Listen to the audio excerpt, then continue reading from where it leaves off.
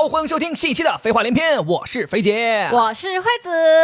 这一周我们录制的这一周是惠子的生日所以我们今天这一期节目，我们就借这个机会跟大家来聊一聊关于生日的事情。我觉得我应该说我是33岁最后一天的惠子，因为明天就是34岁过生日了。对，我们想借这个机会大家聊一聊过生日的一些故事，同时我们也分享一些我们两个人这么多年以来对于年龄，随着年龄不断的增长，对于年龄的一些看法。我觉得我们首先就先来聊一聊关于生日的事儿吧。咱们先来回忆回忆，你还有印象自己从小到大记忆当中第一个生日是什么样吗？我跟你讲，说出来你可能不信，就是我小时候过生日的记忆就跟就是被清零了一样就是我完全没有印象。所以你以前可能就是遇到过那个黑衣人，拿出一根笔说看这里，歘一闪你就都没了。然后我还特别怕你骄傲，就是我觉得我有什么可骄傲的？你没有记忆，我骄傲什么？不就是我现在觉得我好像能回溯到的，我最有记忆的、最完整记忆的那个生日是跟你过的。真的？对，就是你给我过的。可能就是因为我从小生日都不是很有仪式感但是你跟我在一起之后，你这个人就太浪漫了，比较能整活对，然后跟我在一起之后，你给我过的那个第一个生日实在是就是太颠覆我了，所以我就印象很深刻。我都有点没印象，我给你过第一个生日怎么颠覆你？我当时裸奔了吗？我记得当时应该是11年，就我们两个人在一起的第一年。然后我11月份过生日那一天，我们下课之后你看就是好学生，下课之后你说错了，是你下课之后，我不可能上课的。对，我是上课，你可能是在布置。我在布置对，然后我们就去西单逛街，当时整个北京城就全都叫我布置起来了，就是整个的西单的外大街就全都布置得特别繁华，都挂起来小红旗完全没有。但是我跟你说巨沙雕，我们一起去买东西，我记得当时钱应该是我爸给的，就买了那个迷你唐卡的鞋子。给你买东西对不对？对 ，OK。然后我们两个人在西单大街上面说要合影留念。完了拍的是那种假装自己是街拍你还记得吗？哎呦，我记得，就现在拿出来那个风格就跟那个巴黎世家的广告很像就是那种人快速拎着那种购物袋快速走，然后镜头都是那种虚的怼到脸上那种。对，用的是拍立得的相机就一下子就能拍出来我们俩一人一张。我是抱着那个迷你唐卡的纸袋，你就是在那儿走然后买完这个之后我们就去吃饭，我记得我们当时吃的是西堤牛排没有选鼎泰丰啊，当时那个时候还不知道鼎泰丰，那时候鼎泰丰对我们来说太贵了，而且西堤牛排当时可能也是对我来说就是那种很浪漫的西式的这种晚餐。那个年代我记得好像都没有什么特别像样的吃西餐牛排的店，也可能咱作为学生不了解，那个时候好像在大众点评上能搜到，就咱搜关键词嘛，牛排关键词就能搜到这个东西。而且我还收到了你送我的我人生当中的第一枚戒指。我记得当时我给你买的那个 Harry Winston 那个戒指。什么？你乱说什么？大家别信就是周大福的一个年轻知县的戒指。哇，我当时觉得我们才在一起半年，怎么这个人就送我戒指了？但是因为生日嘛，就很开心。正常现在的年轻人的话，收到这个礼物之后马上分手了，你有病啊！给我送这种东西啊！完了之后晚上我们两个就一起去住学校附近的一个酒店。这个后边就没有必要再细讲了。不，那个很好笑，我不知道你还记不记得？我记得。门一打开，你已经早就在里面布置过了。对，就地上有那种白颜色的玫瑰花瓣哇，好羞耻，好羞耻！然后给我买了一束白色的玫瑰花。这还不是最羞耻的，最羞耻的是你在床上放了一块毛巾。那块毛巾是蓝绿配色的，然后你把那个毛巾折成那种就是很随意的，好像有一些褶皱，就跟现在很多那种去度蜜月的酒店，他们不是会用毛巾折那种千纸鹤什么之类的你不会，你就搞了一些这种随意的褶皱，然后在上面放了2瓶可口可乐我都不知道我当时咋想的。那2瓶可口可乐你告诉我是进口的，花了大价钱，所以晚上我们是喝这个可口可乐就别的人可能情侣都是喝酒，我们是喝可口可乐。那个时候就清楚咱们两个人不胜酒力。对，反正就这个整一套流程让我觉得就是非常精心设计，印象深刻，然后这些照片什么的也都留着呢。感觉那个时候我确实是因为第一次就是想说给你留下一个比较深刻的印象，可能那个时候在我心中这是一件很大的事情，就是我的女朋友过生日，感觉是一件很大的事情。虽然现在回头想起来感觉很多操作是很羞耻的，但是朋友们，作为一个学生，在那个时候兜里仅有的那些钱，你觉得能做的这些事儿，已经在你看来已经很高级，已经觉得我已经上天了，我就努力的，就是超级高级了，已经很洋气了。那是11年啊，13年前，我觉得就已经是就是非常时尚尖端的操作了。你这么说的话，让我还觉得挺感激的，就是你还记得，就是当时这个画面这么清晰。所以你自己都已经忘了吗？因为你给太多人过了，是不是？不是，因为我好像不会记得这么清晰，但你跟我一说，我就能回忆起来。然后我又在想，会不会是因为你总是给我过这些就是让我非常震撼的这种生日，所以导致我以前的那些相对比较平凡的生日记忆就忘却了。所以我就绞尽脑汁在那儿想啊，我想说我小的时候到底有没有一些什么生日的这种印象？给我终于想起来一件事。我这还想起来一个，对，小学的时候。这个我觉得是我最早的对生日的模糊的印象，就是我记得小学的时候好像流行每个人过生日都要带一个蛋糕去教室分享，对，要分享。在中午的时候，我对那个蛋糕印象很深刻，它就是那种老式的蛋糕，奶油蛋糕，最老式奶油蛋糕。对对，你还有没有印象？就是它的那个花儿全是那种粉色的花瓣，有点硬。对，然后还有点缀着绿色的叶子。对对对对对。最绝的是它上面会撒一些银色的小糖珠，然后它在上面会用那个红色糖浆写生日快乐。我特别喜欢吃那个红色糖浆，就是那个味儿就是很甜很香。而且就是它那个奶油，我觉得虽然说现在的动物奶油就是很轻柔，然后很温暖的感觉，但是那个时候的奶油会有那种沙沙的感觉，可能它里面的糖都还没有完全融进去。但是那种粗糙的厚厚的味道就是一直留到现在，我都很期待说我是不是还有可能再吃到。那个时候我就特别喜欢就是自己生日的那一天，因为老师可能就会把那朵花送给你，对，切下来花的那个部分给你。你看你能记住的生日其实离现在都比较近了，我发现我反而对我来说印象最深刻的生日是我特别特别小的时候的一个生日。我不确定究竟是我记忆深刻，还是因为从小打开相册，这个照片就在我们那个相册的最靠前面，每次都能看到，所以反正我现在只要想起过生日，我就会想起那个画面。我好像记得我也看过那个照片，那是在我爷爷家最老最老的房子，就可能我爸小的时候就在那个房子里面生活。那个生日应该是我到现在为止，如果回想的话，都算是我人生当中非常非常 top 级别的仪式感的生日了。那是你几岁？我觉得可能是1岁。1岁你都记得？1岁的生日你都记得？所以我就说嘛，我到底是记得，还是因为我看太多了，我以为我记得。反而你让我回想难忘的生日，我就能想起这个。为什么这个生日它让我这么难忘啊？我觉得是因为它的画面感非常的强。它是一个什么画面？我给大家形容一下啊，就是农村那种老房子，东北农村那种土房子，在我爷爷奶奶家那个老房子最里屋，就是你进去之后，经过那个所谓的主炕哈，再往里走还有一个副炕啊，次炕哈，在那里边镜头里就只有我，盛装打扮，穿了一套非常非常亮眼的黄色编织的毛衣，我还印象更深刻，黄色和浅蓝色编织交织着织的毛衣啊，一套 BV 的不是格子。然后最经典的是我戴了一顶帽子，那顶帽子非常的有特点。朋友们不知道有没有看过那个武松打虎，武松戴的那个帽子，而且我是虎纹的虎纹帽，就上面有一个头，上面有个揪，然后就一放下来就是那种嘟噜下来的。我还去查了一下，这个帽子是京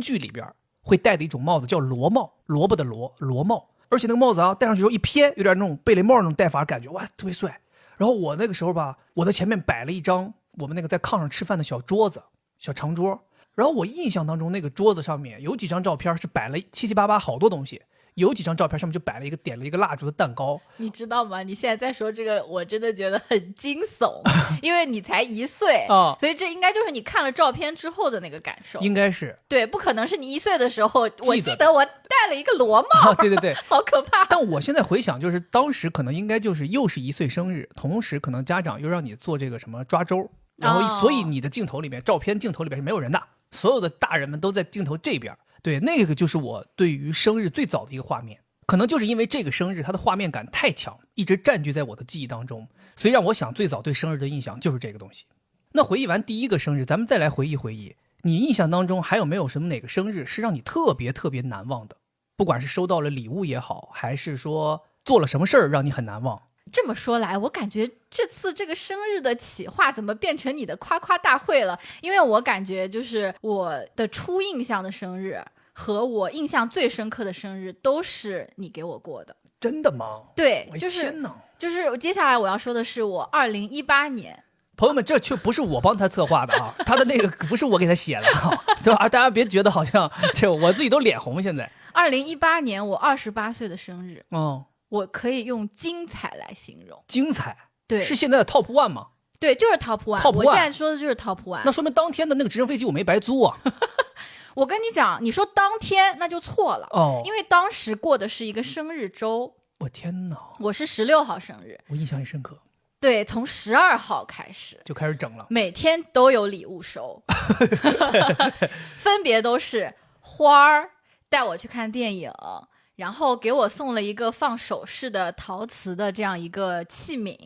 然后还给我送了3根口红。哦呦，大手笔啊！对，然后在生日的当天，在吃饭的饭店里面突然拿出来一个视频，哦呦，里面全都是他收集的我的朋友对我的祝福。比如6位姑娘，对，然后最装逼的是你自己，就好像是那个时候你还在之前的那个金融公司工作，在一个巨豪华的沙发上面，然后镜头一打开是你自己整理头发，就感觉很自然，就没有很刻意说啊，今天是你的生日，然后我收集了朋友的祝福什么什么之类的。当时我已经就是巨感动，然后我以为这已经结束了，以为已经到了顶峰了，高潮了。对，结果到了我们吃饭的地方，你突然又拿出来一本册子，那个册子就是像那种大相册一样。不是，视频是吃饭的时候看的，对，你以为结束了，吃完之后我们又跑到那个上海那个挺有名的那个叫裸蛋糕去吃蛋糕的时候，我给你拿出了这个相册。对对对，就是在那个蛋糕店里面吃蛋糕，拿出这个相册，一打开里面全是拍立得的照片。对，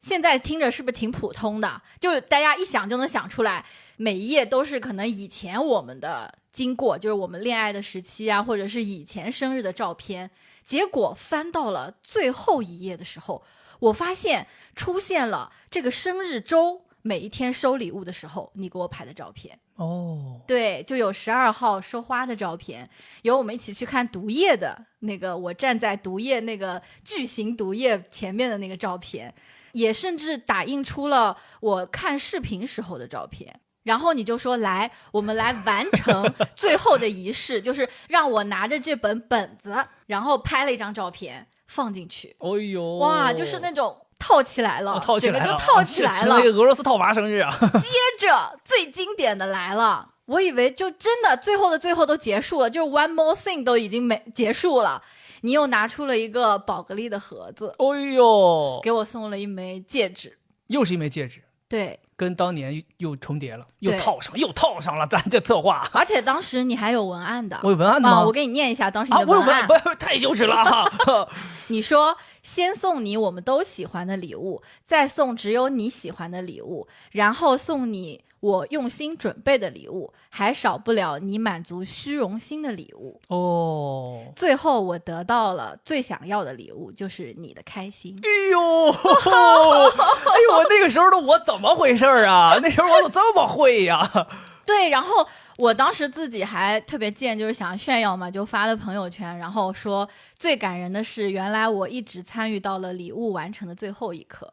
因为那个礼物是在最后我拍下那张照片插进去之后，它才完成的嘛。然后当时有一个比我年长很多的同事还给我留言，就是他会觉得这些东西有一点点虚头巴脑，就是搞一个相册啊什么的，因为我没有发你送我戒指的那个非常细致的照片嘛，那个时候还是有点羞耻感，感觉好像筛一些奢侈品显得自己有一点点炫耀。然后他就跟我说你还是年轻，喜欢这些东西，我就喜欢实在的。然后我当时内心就在想说，哼，咱实在的也有，对，咱这种满足虚荣心的也有啊。那次我真的觉得巅峰。其实对我自己来讲，我觉得那也是我的巅峰。我感觉好像从那之后，我也再没有做出什么特别特别花活的事儿了。就我感觉那一次，我特别特别用心。可能也是因为那个时候工作也没有那么繁忙，我就想说这个就能看出来当时你有多闲。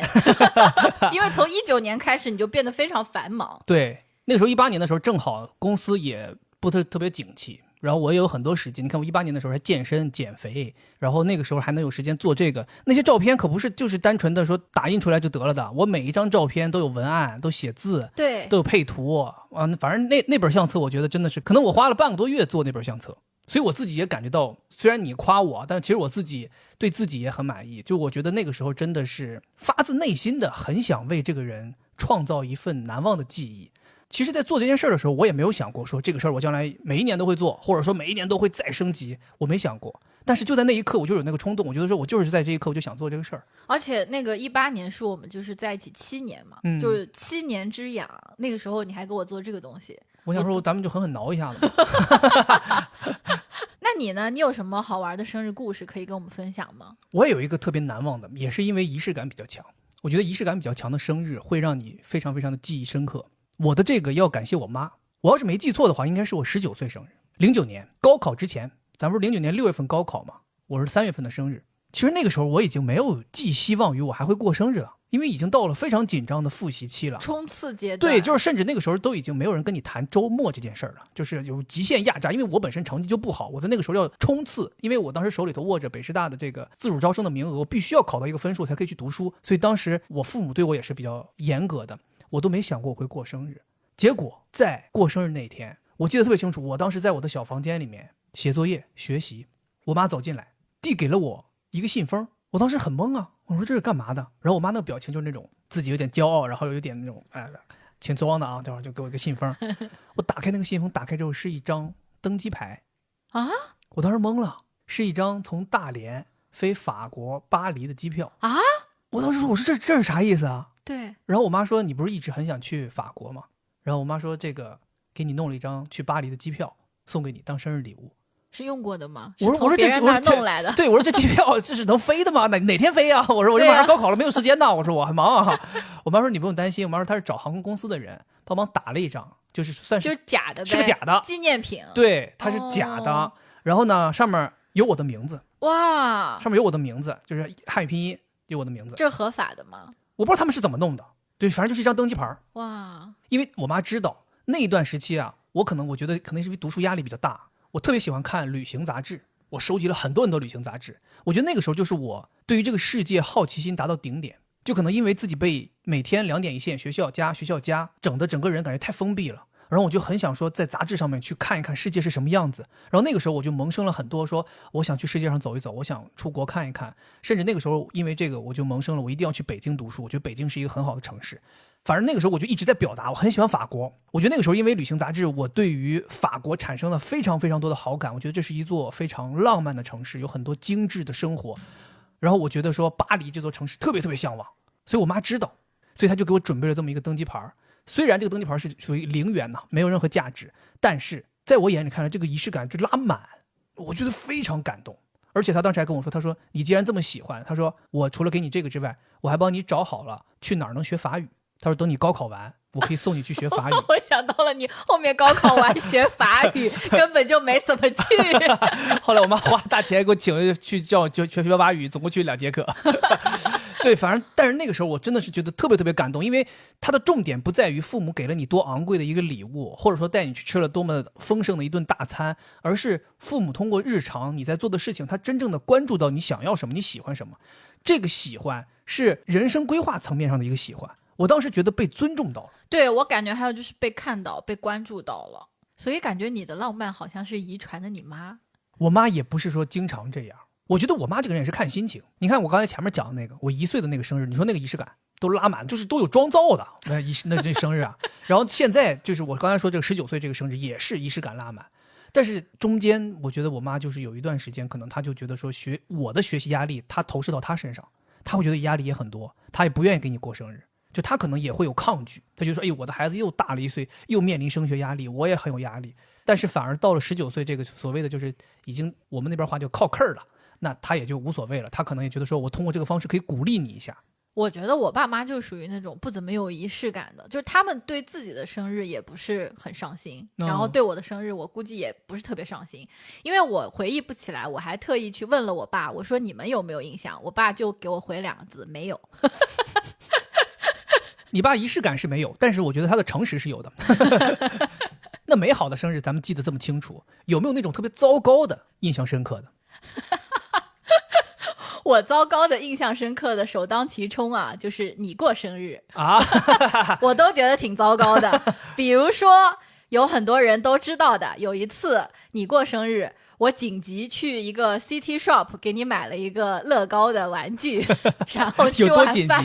有多紧急？就是吃饭之前呀，我先抵达了餐厅，想了想你还没来，我就去楼下超市就是说糊弄人，这么糊弄人，接着就被你退了。对，因为你花了很贵的价钱买了一个我不喜欢的乐高的系列，然后强行的送了给我，然后我当时整顿饭要表现出我很喜欢这个东西。然后还有一个最绝的就是21年，我记得我当时给你买了一对袖扣，哇天哪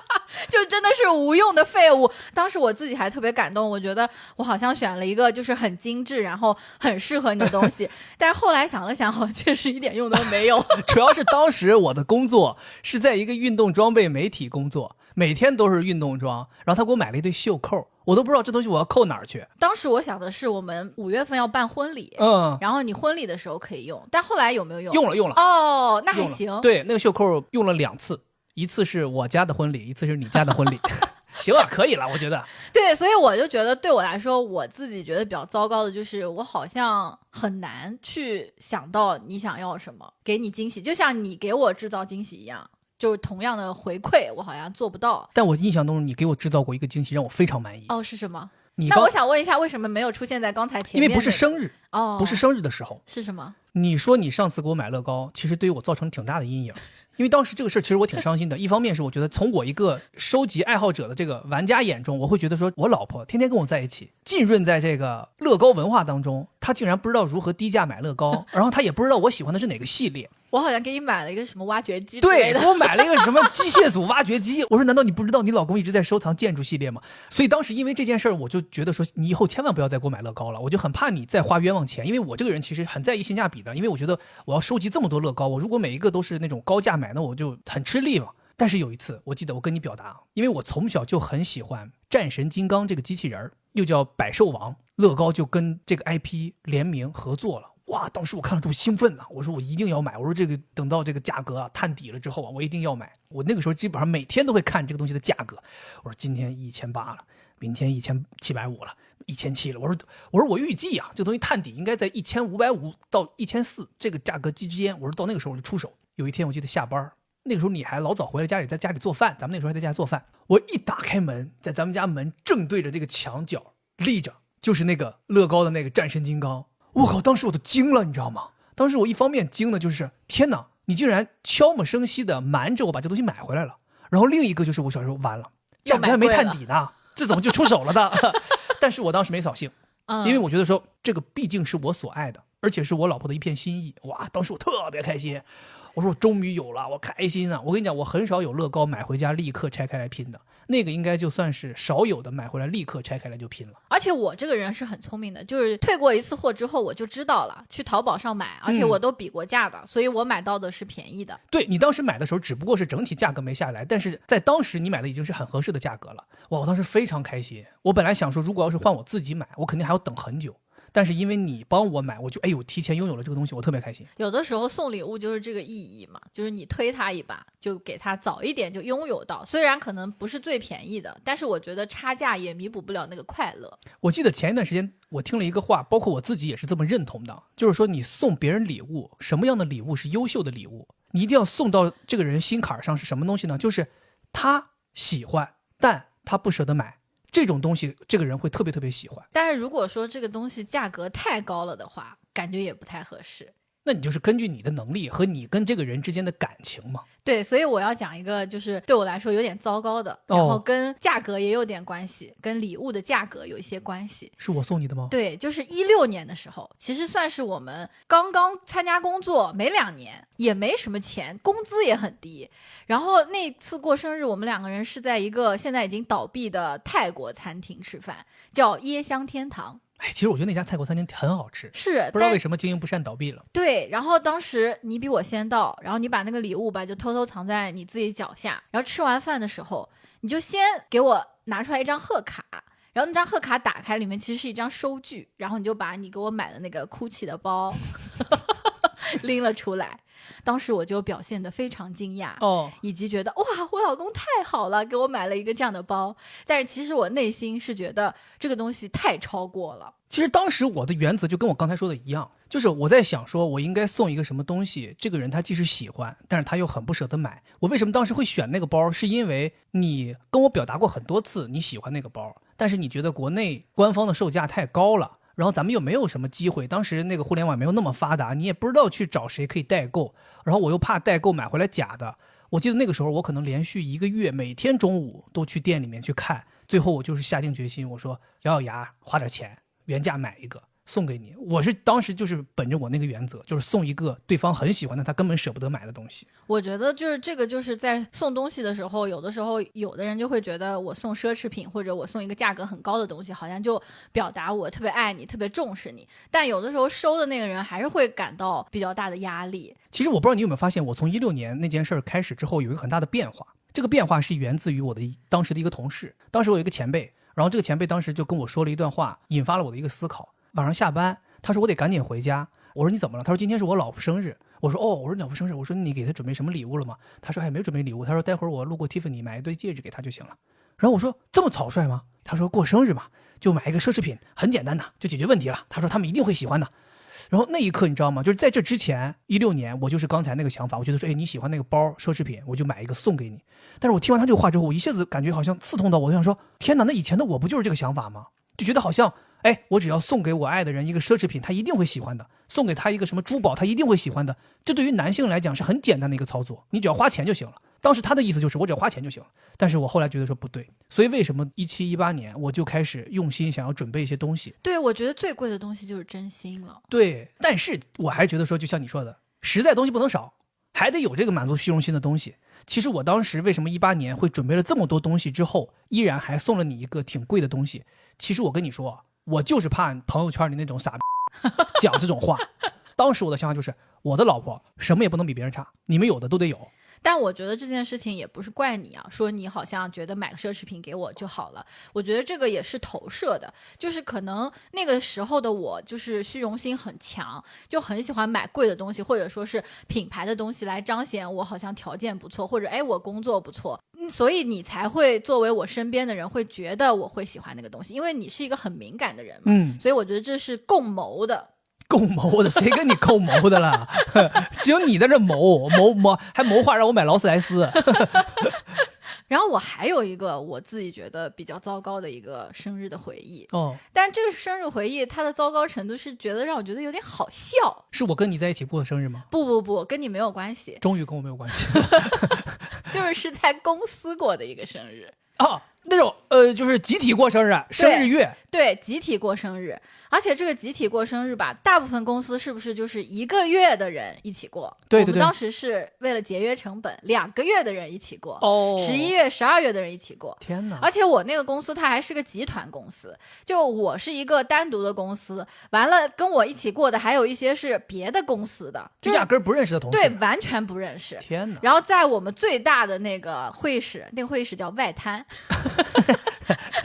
在外滩呢，在外滩过，在外滩过，这听起来感觉就有排面了。然后围成一圈，最搞笑的是要自我介绍，就因为不认识。对，除了你被祝福之外，你还要自我介绍。因为如果只是祝福，然后收点公司的礼品，我觉得也没啥，就吃个蛋糕，不是挺开心的吗？对，你每个人都需要站起来说话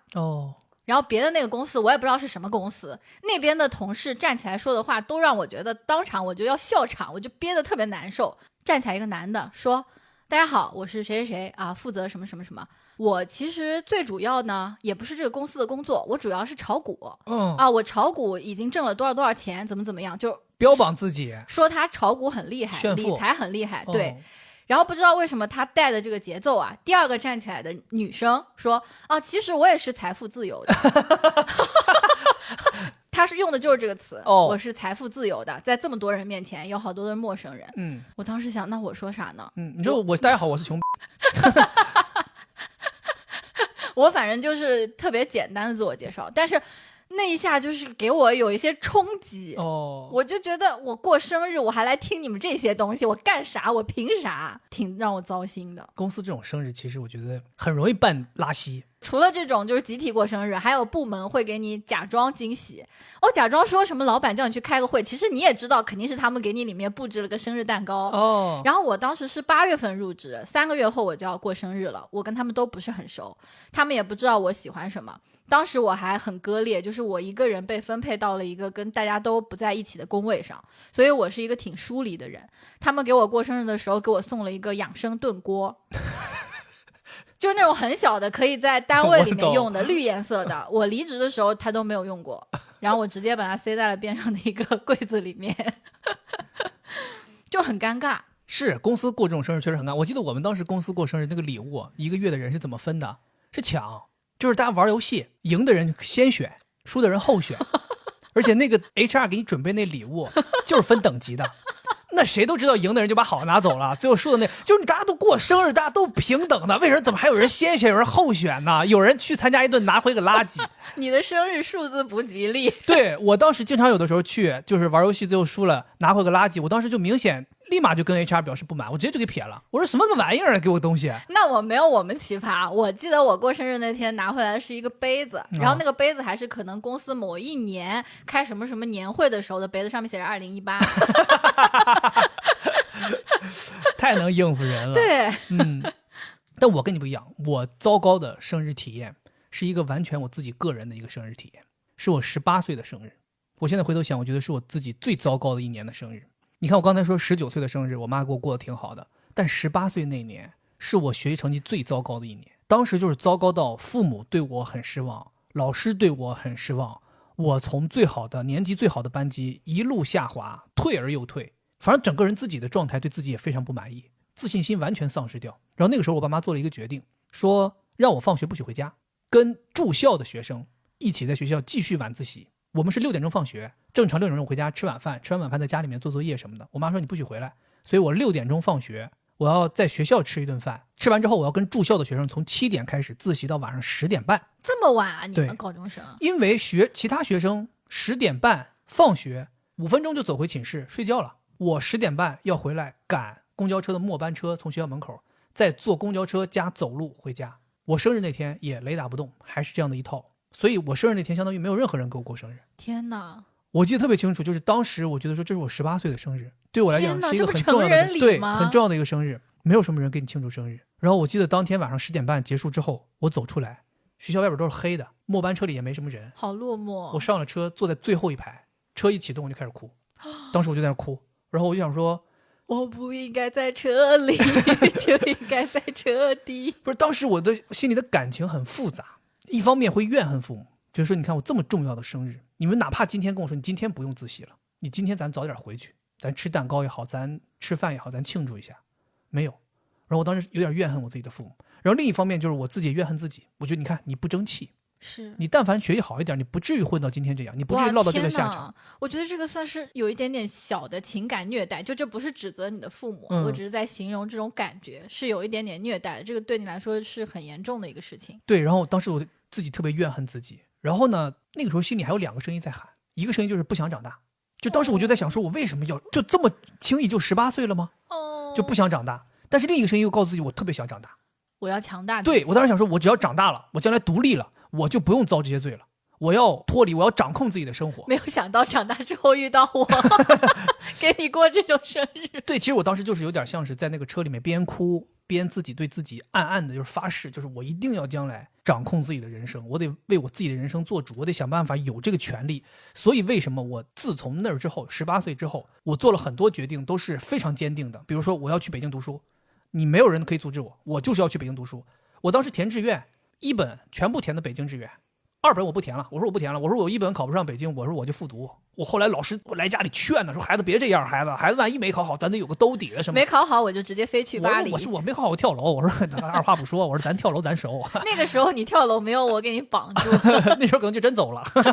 对，反正那个时候我就特别坚定，包括我想学什么专业，我那个时候觉得说既然我成人了，我就要自己做主。我想干什么就要干什么。所以我觉得生日还是很重要的，就是它会给你一个时间专门去思考。就你看，你每天跟那些同学一起晚自习，其实经历了很长时间，那为什么就是那一天给了你这么多的想法和思考，然后奠定了你后面的一些人生的原则呢？所以我觉得还是很重要的。对，我也不知道为什么，就是那天的情绪来得非常突然。就你知道，也有可能是因为在同学面前你要脸，因为我们是从楼上一起下来，到了学校大门厅这个地方，才是2扇门，一扇是离开学校，一扇是去往宿舍的。在那个地方，你跟同学们大家还嘻嘻哈哈在那里头呢，就是互相再见什么的。走出校门，走进黑夜里面，上了公交车，马上就绷不住了，哭得非常凶。就是那个哭，如果要是不是那个公交车声音很大，我估计司机都会停下来问我孩子怎么了。哭得非常非常的凶，下了车一路啜泣，回到家里，进门之前还整理整理自己的就是仪容仪表，然后才敢进家。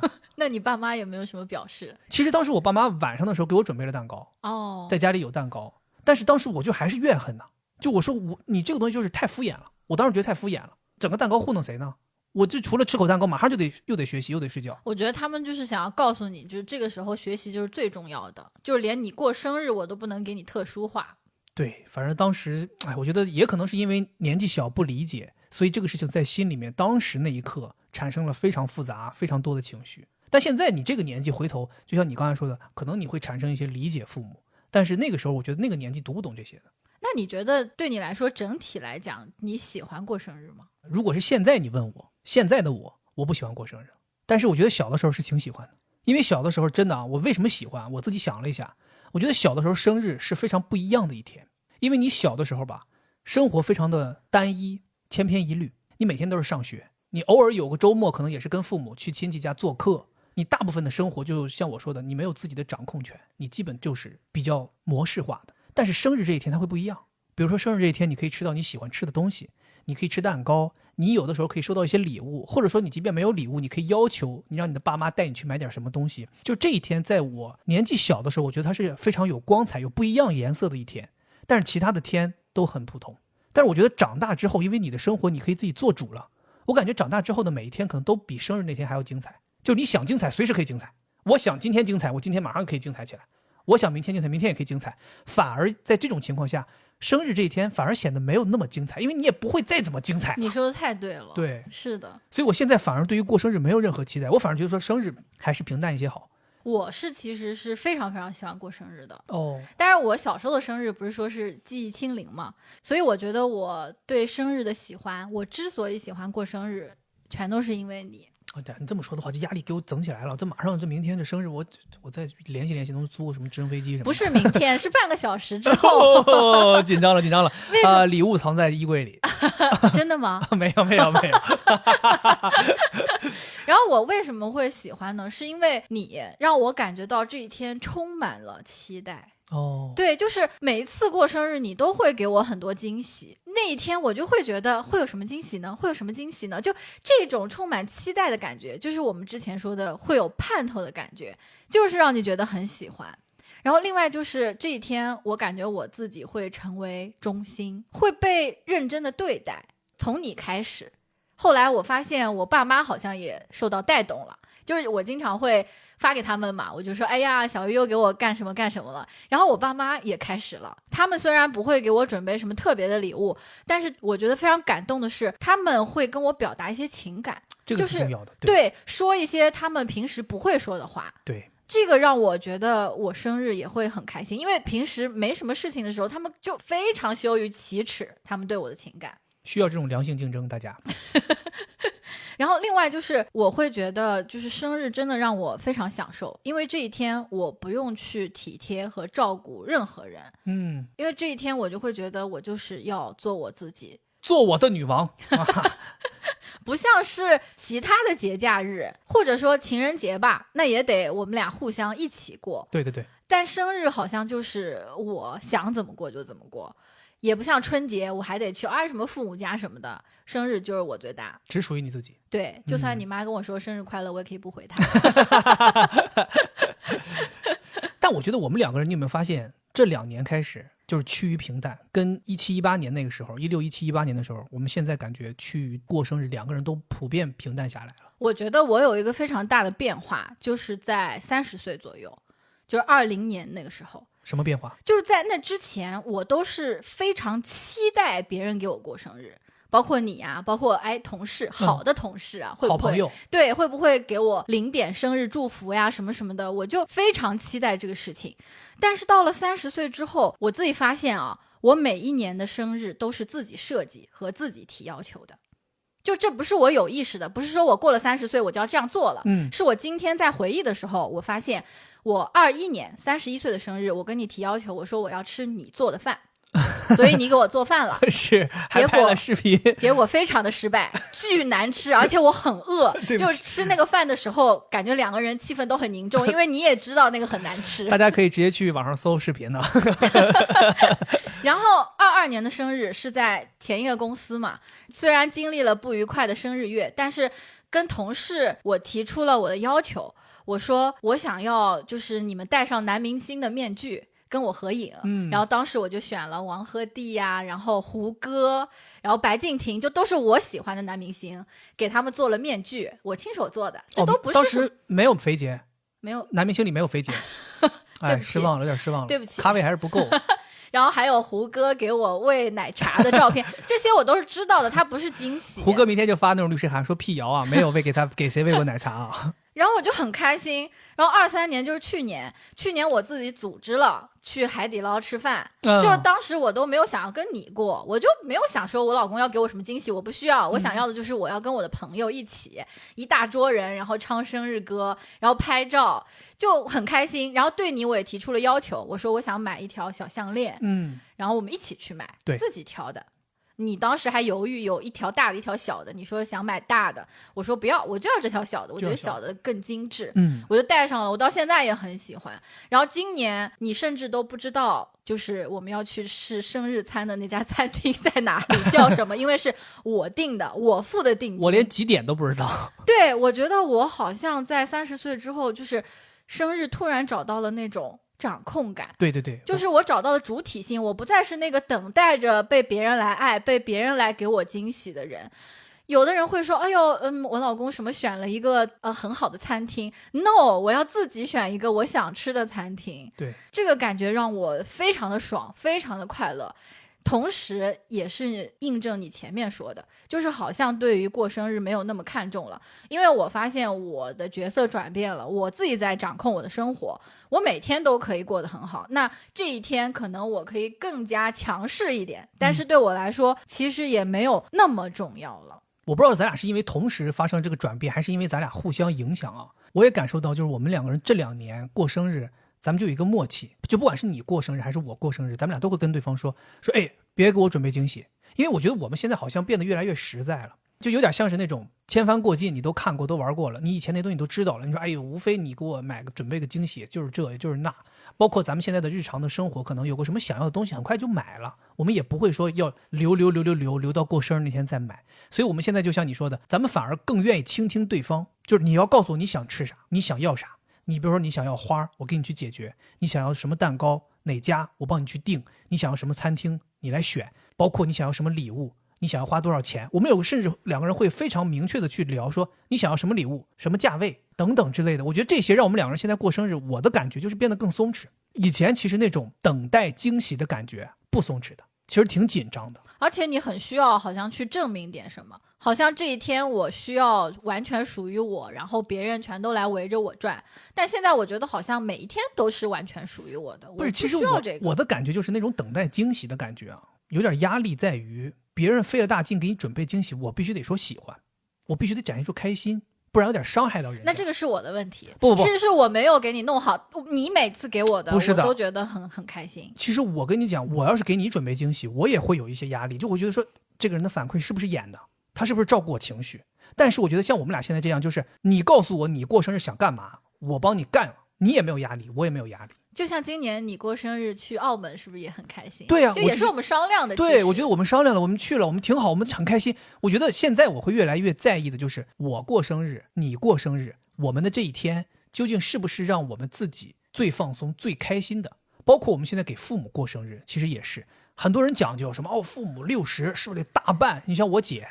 父母60我要大办，我要请亲戚什么来。我其实觉得父母可能真的不需要这个，因为我当年我爸60的时候，我问过，我说你要不要就是请亲戚朋友吃饭，咱们回家操办一下。我妈60我也问过，我爸妈说你妈千万别整这些。我妈说哎呀妈呀，我妈说这是跟一点都不想要这些，反而他们更希望说你要是能回来，对吧？咱们自己家里头做点东西吃吃，挺开心。然后你给他们买东西也是，他们不需要什么高级货，不需要什么这些好衣服好裤子，他们需要的东西可能很简单。他们比如说，哎，我这手机确实坏了，你给我换个新手机就行。或者说我们家里这个遥控器不行了，你回来帮我解决一下。他们就需要的东西很实际。我反而现在觉得，就是我对于生日的看法，不管是自己的生日还是其他人的生日，就我现在愿意考虑过生日这个主体的人，我更多愿意去问他你想要什么。他要真说他不想要，我也尊重他。所以我觉得这反而是真的拿这个过生日的人，就是怎么说吧，把它放在这个核心位置上。对，当然我觉得我们也不是说过生日就是平淡，好像是之后年龄增长之后的一个常态。我还是觉得生日是可能是我一年当中对我来说最重要和最开心的一天。因为这是我来到这个世界上的这一天，而且我一年一年的不断的在叠加，我就会有一种好像我在不断给自己添砖加瓦的那种感觉。然后这一天我可能就会审视一下我自己，然后同时这一天也是我觉得我自己存在感最强的一天。就以前我可能是通过哎呦我要成为这个世界的中心，你们要来对我好来找自己的存在感，现在是我要不断的满足自己，提出自己的要求，并且去执行去达成，来找到我的存在感。但是我很需要这种存在感，我需要这样一个有仪式感的一天，证明我活着，我很开心。所以我对生日还是很看重的。这是你现在这个年龄对生日的一些感想吗？对，我小的时候就喜欢热闹我还是喜欢就是所有人围着我转，是因为小时候我特别憧憬我奶奶曾经的一个生日，她70大寿的时候，她的儿子们给她请了唱戏的队伍，到村口搭建了一个戏台，请全村的人看戏吃饭。天哪，当时我就觉得哇太豪华了，我以后也要这样我答应你啊，等你70岁了咱们衣锦还乡，回到上虞东关咱就在那个武昌戏那个戏台那时候给那包下来，到时候就请人给你彻夜在那唱，全村人都过来听立下这个 flag 啊。唱什么唱什么，那个时候什么火咱就唱什么，到那时候到时候就把那柔 C 他们就叫过来啊，把那个火星哥都叫过来啊，我现场给我表演呢但凡他们还能跳得动的话那你今年这个生日有什么不一样的感想吗？其实我现在是觉得挺开心，挺期待明天的生日的。但是在10月底的时候，当我想到我要过34周岁的生日的时候，我第一次感受到了今年生日有点不想过了，而且我还说出来这句话了。为什么？我就感觉到自己有一点沮丧，然后我很害怕这一天的到来，因为在我爸妈的嘴里，我应该已经是虚岁35岁了然后按照他们的想法，就是过了年我就36岁了。我天哪！我就感觉好像这个生日过了，就好像意味着我开始变老了。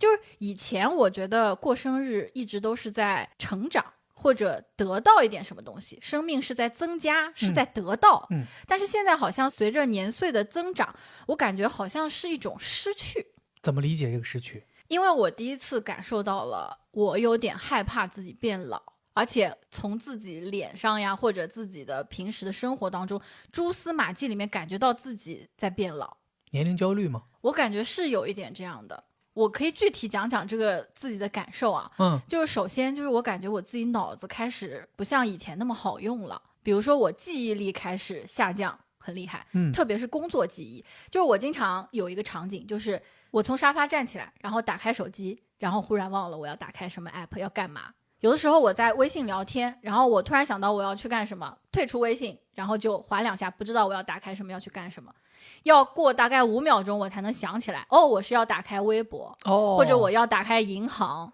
那至少还是想起来了，这说明有点像是手机卡了那种感觉。对，大部分时候可以想起来。然后还有就是专注力下降的很厉害，就是现在看书会有一种那些字我都认识，但连起来不知道在讲什么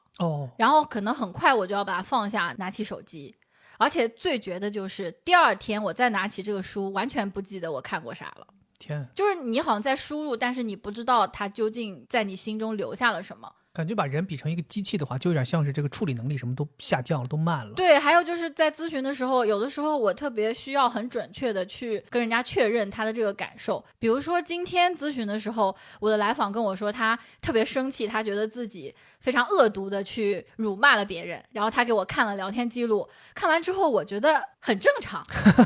然后我就想不起来我要说什么，其实我要告诉他，其实你已经很克制了。我特别想要说克制这个词，但是我怎么都没有想起来，所以我就回想起来自己这些，我会觉得非常的难受。就是身体上的一些感受让你对年龄增长然后以及过生日这件事情产生了一些恐惧和抗拒。对，因为我最看重的就是我的这个脑子嘛我不断的说哎呀我怎么学霸啊什么之类的，但是现在感觉我的信息处理啊然后调取的能力下降了很多。然后另外就是我本身不是一个有容貌焦虑的人，以前我也不化妆，我驼背什么衣服什么我也无所谓，但是现在我有的时候就是洗完脸很近看镜子的时候，因为我近视嘛，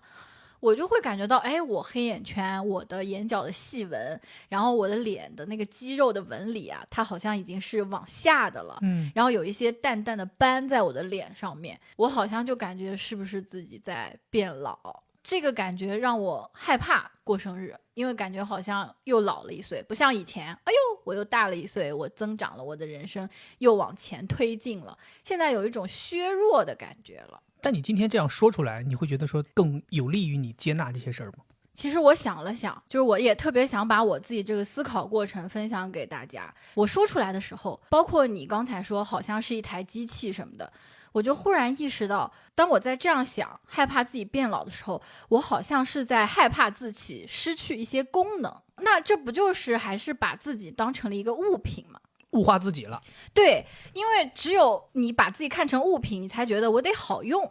我得好用，我才是有价值的，我才值得存在。那你年纪变大，你必然会不好用，你也会出现一些痕迹，你就会觉得我好像不行了。但我其实跟你有过类似的这个情况，就是我也是在30岁之后身体明显感觉状态下滑很严重。我觉得这个东西真的很奇妙，人体这个东西真的很奇妙，就是你说它怎么会这么明确的有一个分界线？我是33岁我是30岁，我记得特别清楚，30岁20年19年你也知道我当时有多拼。19年的时候我那时候熬夜，我真的觉得就是无敌，就我可以天天干到凌晨2、3点，熬夜加时差，扛着时差落地飞机开始干活。20年我感觉我一下子就开始产生那种害怕熬夜，一听到说假如你知道说今天要熬夜，你马上就开始觉得说我就抵触。所以为什么我21年觉得自己身体开始不行了，我就开始决定我要减肥，我要运动，我一直到现在坚持这个事儿。就我是觉得当时就是发现身体不行，然后你就开始想办法去调整它，去看看有没有什么方法能延缓也好，或者说努力去逆转它这个事情也好。所以你做的这些功课做法是有帮助到你去延缓和逆转吗？你自己觉得？我觉得虽然在现在看你依然还是熬不了什么夜，但是至少在正常的作息范围之内，你觉得自己精力特别充沛。就是我觉得在20年的时候，你甚至在正常的作息当中都会觉得自己疲惫。我跟你讲，我这个人吧，就是有一点不好，就是我又有年龄焦虑，但同时我又懒。就是你也跟我说过很多次，就是说你运动，然后你保持住，就不要担心后面年纪大什么之类的。但我觉得我就是有一点又焦虑，然后又没有办法去迈出这一步去做，所以我还是利用自己的优势。我觉得每个人都要利用自己的优势。你应对年龄焦虑可能用的优势是去运动，你可以有这样子的坚忍的能力，但我没有，我可能就是一些心理学上面的知识，我可能就调整我自己的认知。接纳它是吧？对，我就是接纳。我听到刚才我们俩聊说这是对自己的物化，然后我就觉得那人应该有更多的人性才对呀，对吧？我可能能力上在下降，但是我的精力、我的情感，然后我的关系好像都在不断的变厚。对，然后你想，我们再说一个物品，比如说我买一个包，有的时候你会背着它经过一些地方，然后可能你去爬山的时候不小心有一个划痕了，它可能变坏了，但是你还是会很爱它。你看到这个伤疤的时候，你会记起它曾经陪你一起去爬山。有的时候我们会给物品都赋予这些人性，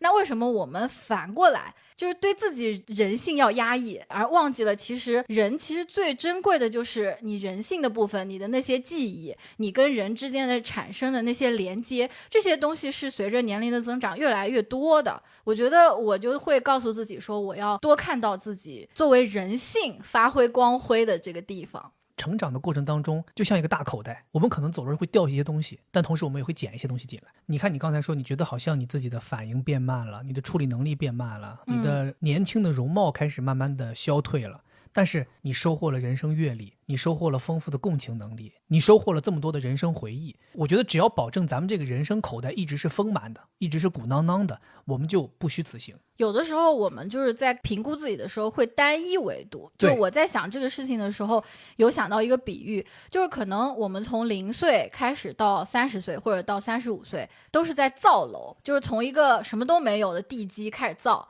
那每一年你可能都会觉得哎呦我又添砖加瓦了，我又高了一层，你会觉得自己很明显的成长，是，但是可能到了30或者35岁你这个楼就造完了造完了之后呢就得装修了对，你可能就是行使别的事儿，你会风吹雨打，然后会有人进来住，然后会留下一些岁月的痕迹。那我们可能前30年、35年都在经历的正反馈都是我越来越高，我越来越长大。后来可能要进入到去感受这种岁月的缓缓的积累的时候，你一下子可能没有办法适应。有可能。但是没关系，你想想故宫，它多漂亮呀！就是可能它从零造起来的时候很震撼，但是它经过这么多年，有这么多皇帝在里面住过，这些历史，这帝王之气啊。对，它也有残破，但是它也会被修缮，就像我们也会生病，然后我们也会恢复。我就觉得我们要把人生看成是造楼，有的阶段是在造起来，有的阶段就是让这个楼变得越来越有历史感，越来越有故事。天哪，我感觉这个帝王之气还是没有从你身上走去竟然举的例子还是故宫，还把自己比作故宫啊另外我还有一个感受，就是有的时候我们在将要过生日之前啊，总是会去评估自己，反正我会审视自己。你怎么评估自己？就我就是在想说，哎，我怎么样嘛？我现在的状态怎么样？是身体机能状态怎么样，还是说心理状态，包括就是等等，就是非常全面的一个感受。我发现我这次为什么会这么难受，是因为我好像就是只评估了现在的自己，我没有把时间维度加进去，就非常扁平。可能现在的我确实有一些斑，有一些纹路，脑子确实不怎么转了，但是曾经我很厉害，而且未来我可能也会有新的东西会出现，我不能只看现在，对，我要让自己变得更加丰满。今天我看到了一个新闻，然后有一个国际上面特别有名的这个排名的机构排了这个世界高校，就是心理学科的这个能力的排名，然后我上的 UCL 是世界排名第4。然后咱北师大排第几？北师大是排在76到100中间，然后它是整个中国最靠前的。哇，天哪，我就在想说，哇，我这么厉害啊我说什么自己老啊，我这么厉害没关系的。然后我也会觉得，你看我这么厉害，我肯定以后在这个专业领域也会更有建树。我就会觉得好像我一下子变得丰满起来了，然后那种衰老的感觉会少很多。对，我觉得你说的这个对自己不断的进行评估是非常重要的，就是你又要评估自己所拥有的，你也要客观的去评估自己所失去的，不能因为失去的东西就苦闷，同时还要看到自己还拥有的东西，这些东西是给你带来信心的。对，就我们不能只看自己的阴面，也要多看自己的阳面。对，而且很多时候我们都会拿自己的阴面去跟别人的阳面比，就像我觉得自己老了，然后我就会看说，哎呀，人家00后哎呀，人家可真年轻啊，什么什么之类的。但是其实就是这是你的阴面嘛，对吧？对。但是那是人家的阳面，他可能就是小屁孩对吧？什么都不懂，你会察言观色。现在00后已经不算是小屁孩了啊！你不要再戳我的心了。00后，昨天我们耐听录节目来了一个01年的朋友，然后我还跟他说，我说，哎，你们这个作为年轻人怎么？他说，哎。他说我也不年轻了，我说你跟我比还是年轻很多的。然后这一回不是11月初我们还带我爸爸去外面玩了一圈嘛，因为感觉他自己状态不太好，然后包括我跟我妈有一天晚上也在深谈，第一次我使用了我的咨询技术跟他们聊天，我之前都不会。那不给拿捏死的。对，我就觉得说，哎。还是有用的，因为之前说实话，双重关系就我跟他们也不是真的咨询，而且我觉得这个双重关系可能会更糟糕，就是我用技术的话会更糟糕，但是没想到效果非常好，然后我就会有一种说，哎呀，你看我随着我年龄的增长，好像我的能力提升了非常多，我的责任心也增强了，我的抗挫力也增强了，然后当我看到自己阳面的时候，心情还是很好的。是的。其实我觉得因为过生日而产生的年龄焦虑应该是每个人都会有的，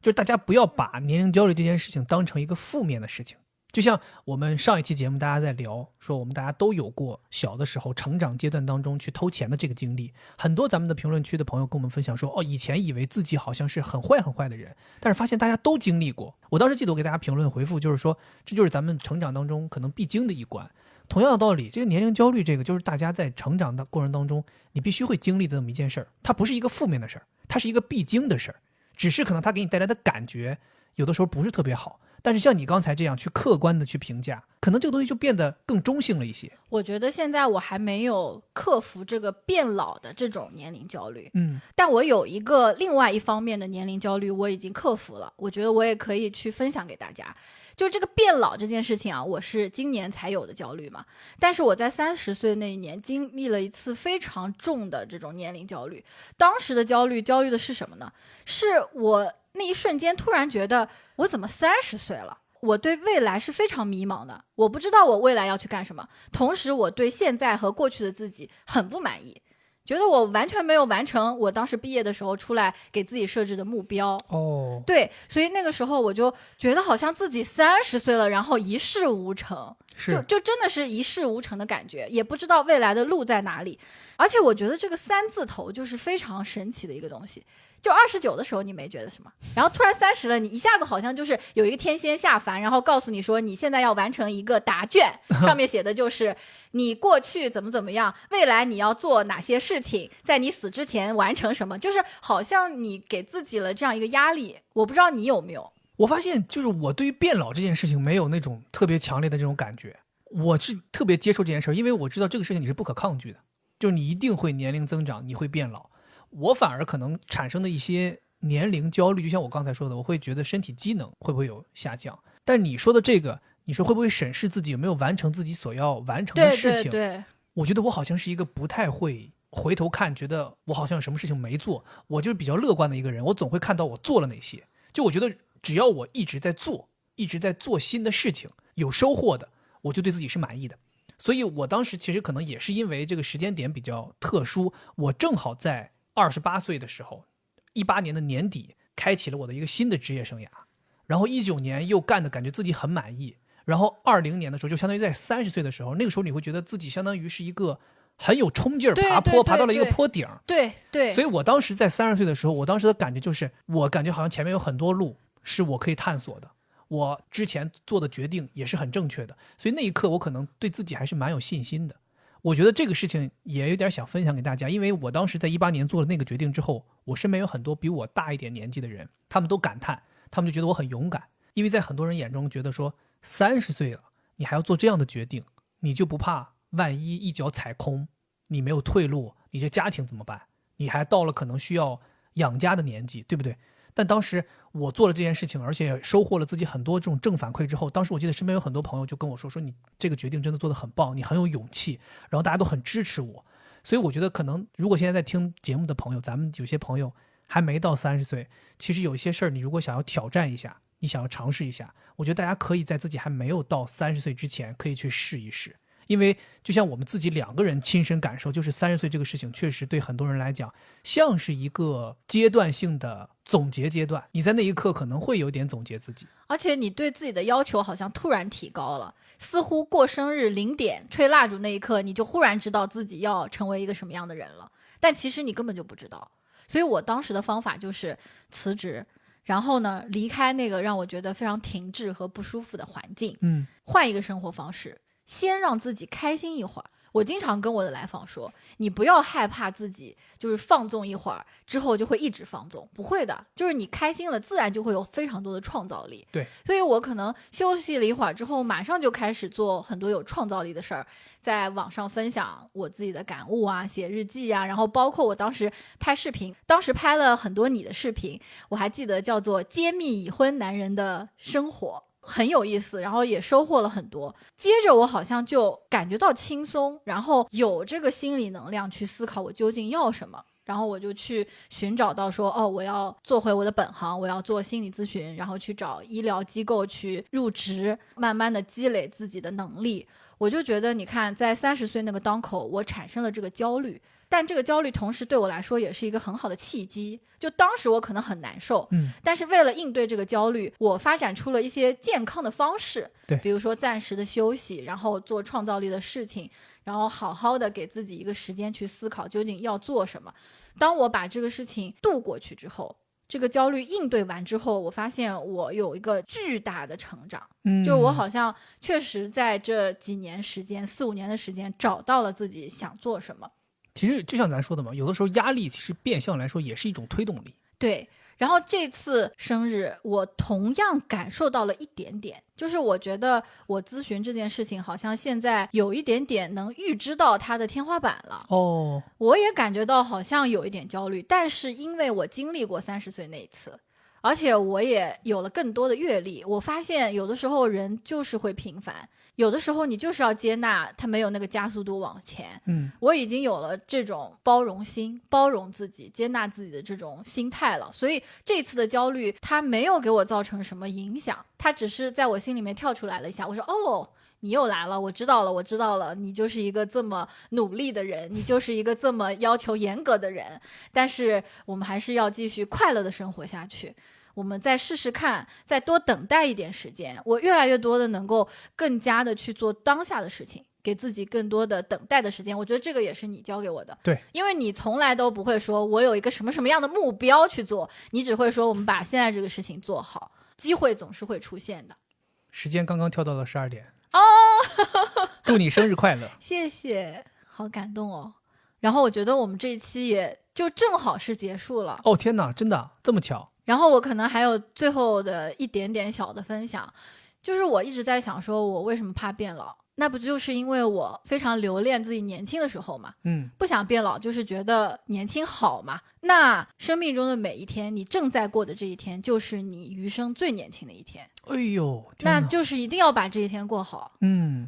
我就是要把这一天过好。而且我觉得我们两个有一个特别好的地方，就在于我们是在很年轻的时候在一起的。所以我每次看到你的时候，我可能有的时候会想起我们年轻的时候的样子，就会觉得我还跟这个人在一起，我好像还是那个年轻的时候的样子。对，这个是我最近有的一个感悟，也抵御了我的这个年龄焦虑。其实我跟你说，你这么一说的话，我还真的想告诉你，就是我每次看到你，我脑子里头都会有那么一瞬间稍微浮现出当时咱们两个人在大学校园里边，你穿那套阿迪达斯瑜伽服我就知道你要说这个瑜伽服对，就是那个年轻的样子，几乎每天在我看到你的那一眼，它都会跳出来那么一下。所以我觉得就是说，至少在我心中，你永远都是年轻的。希望你自己的心态也能够永远都保持年轻。我更希望的是保持快乐，能够满足自己，然后让自己保持开心，是我更想要的。如果我觉得年轻让我开心，那我就可以说我很年轻。如果我觉得岁月在我身上留下了很多痕迹，让我觉得我是一个有厚度的人，让我开心，那我就这样子对自己说，就是接纳每一面的自己。对，我觉得总而言之，咱们就是要做那个自己最喜欢的自己。最后我还想再次感谢一下陪我录制完的你，以及到时候播出之后收听完的所有的听众朋友们。我觉得我现在会有一种很强烈的满足感，因为这一期节目其实是在我产生这种不想过生日啊，觉得有点焦虑的时候萌生的一个想法，就觉得我今年过生日，我特别想把我自己对于生日的感悟录成一期节目播出来，然后现在也实现了，我就感觉到了我前面说的那种主体性和掌控感，就是我想要什么，然后我去做，然后我做成了，我觉得这好像对我来说很重要，非常感谢大家。所以今天我们也很希望把惠子今天对自己的这一份生日祝福，也通过这一期节目传递给咱们所有的听众朋友。保不齐咱们今天在评论区还能遇到跟惠子同一天生日的朋友，或者说在我们发布这一天过生日的朋友，我们就祝大家生日快乐。我们也可以祝整个11月份过生日的朋友们全部都生日快乐。当然我们更希望的是咱们的听众朋友每一天都快乐。好吧，以上就是我们这期节目的全部内容，咱们下期再见，拜拜。拜拜。